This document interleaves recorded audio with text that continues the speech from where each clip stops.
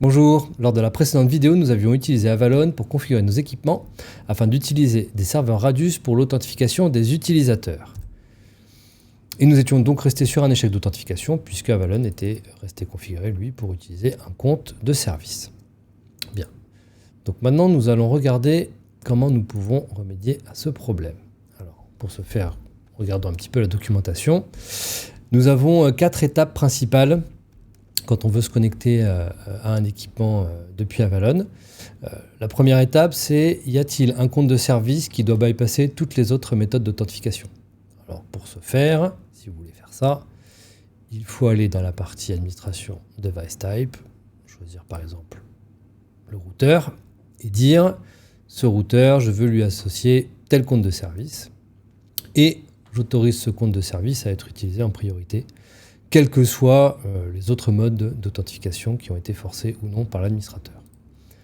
Ça, c'est une première étape. Si ce compte de service spécifique n'est pas activé, alors nous devons nous poser la question, s'agit-il d'un service planifié ou non? Parce que s'il s'agit d'un service planifié, nous ne pouvons pas demander à l'utilisateur ses identifiants.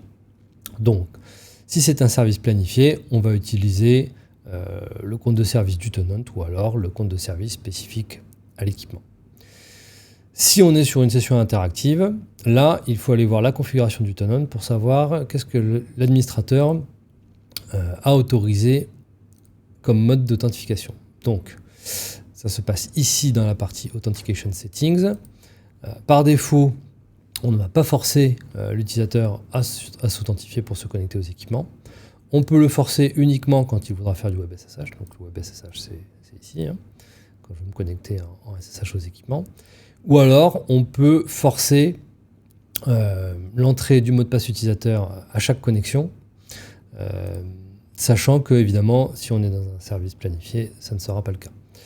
Donc, si on force l'utilisateur à rentrer son mot de passe, ça veut dire qu'on doit le stocker temporairement. Donc, évidemment, on ne va pas le stocker dans la base de données persistante d'Avalon.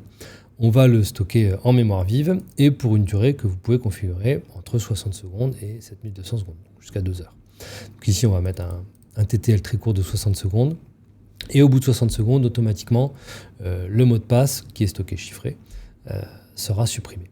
Alors, si vous avez une opération qui est plus longue que 60 secondes, par exemple, une redécouverte ou un déploiement sur plusieurs dizaines ou centaines d'équipements, la tâche qui est créée pour ce service-là, elle va copier le mot de passe, toujours chiffré, le déchiffrer à la volée quand elle en aura besoin. Et donc, la durée de vie du mot de passe, c'est la durée de vie de la tâche. Ce qui fait que si vous arrivez à l'expiration du TTL pendant une tâche longue, cette tâche va quand même aller jusqu'au bout sans problème. Par contre, à la tâche d'après, il faudra forcément rentrer à nouveau le mot de passe. Donc ici, on va mettre 60 secondes puisque on va vouloir faire quelque chose d'assez court. Donc je vais essayer à nouveau de m'authentifier sur cet équipement-là, par exemple. Donc, ce coup-ci, vous avez une nouvelle modale qui vous demande d'entrer votre mot de passe. Donc, c'est ce que nous allons faire ici.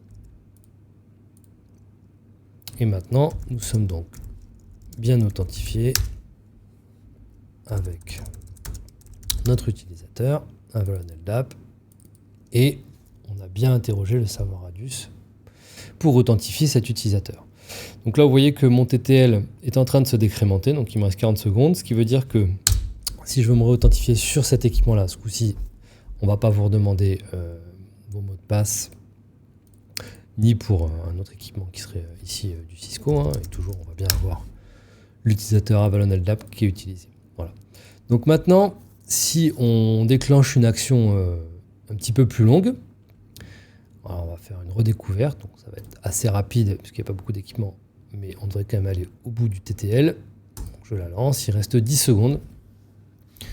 Et donc voilà, là on a fait en sorte que si vous lancez une action sans avoir eu besoin de remettre votre mot de passe parce que le TTL était toujours en train de se décrémenter, si jamais votre mot de passe est supprimé de la mémoire pendant cette tâche longue, la tâche, elle conserve une copie locale de votre mot de passe et donc elle est tout à fait en capacité de réaliser l'opération jusqu'au bout. Donc là maintenant, si je veux me reconnecter sur un équipement, on va me demander à nouveau mon mot de passe, puisque mon TTL a expiré. Bien, donc nous avons vu comment configurer Avalon pour utiliser différents modes d'authentification, que ce soit les comptes de service ou les comptes utilisateurs.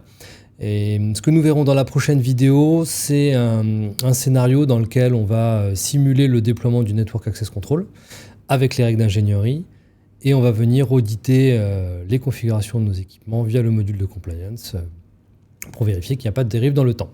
Je vous remercie pour votre attention. À très bientôt. Au revoir.